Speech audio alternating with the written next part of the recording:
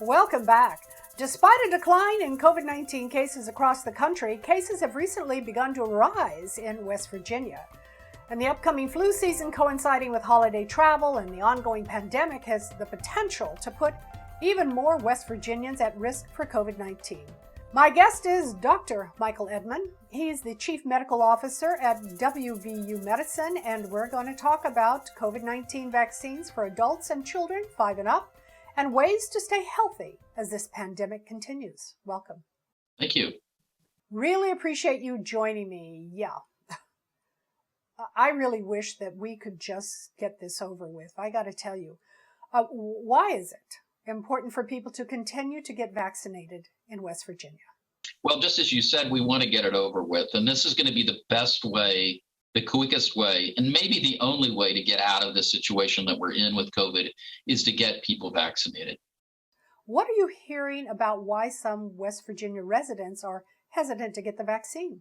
Well, it is true that West Virginia has the lowest vaccination rate in the country. So we have lots of work to do. I think there are, several reasons why. Probably a lot of it revolves around misinformation that people get.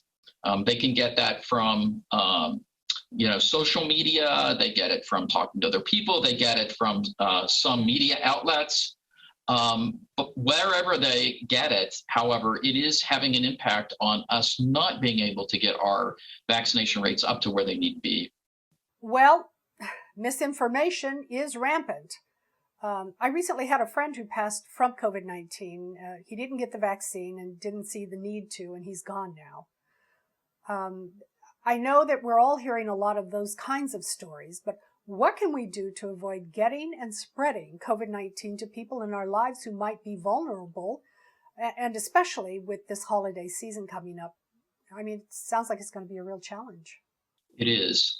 In addition to the vaccine, we still have the basic hygiene measures that we've learned over the last year or two with regards to this virus. So wearing a mask, particularly when you're in public around lots of people, particularly in indoor spaces, masks do help. Trying to physically distance yourself from other people when there are crowds also is a helpful thing to do. But although those things are good, really the best thing that we can do is to get vaccinated. Well, let's go back to hesitancy for just a minute. What's your advice to those who are concerned about the safety and efficiency of the COVID-19 vaccines? Well, I think that one thing that people could do who have concerns about it would be to try to read about the vaccine from a good source. And I think that the CDC's website is a great source of information for everybody, for the lay public, for medical professionals as well. They do a great job of getting all the good information out there for us to be able to look at. And I think when you look at the information that we have about this vaccine, what we know is that it is highly effective. So if you're vaccinated, you're 5 times less likely to get COVID. You're 10 times less likely to be hospitalized, 10 times less likely to die from COVID. So the vaccine does work, and it's very safe.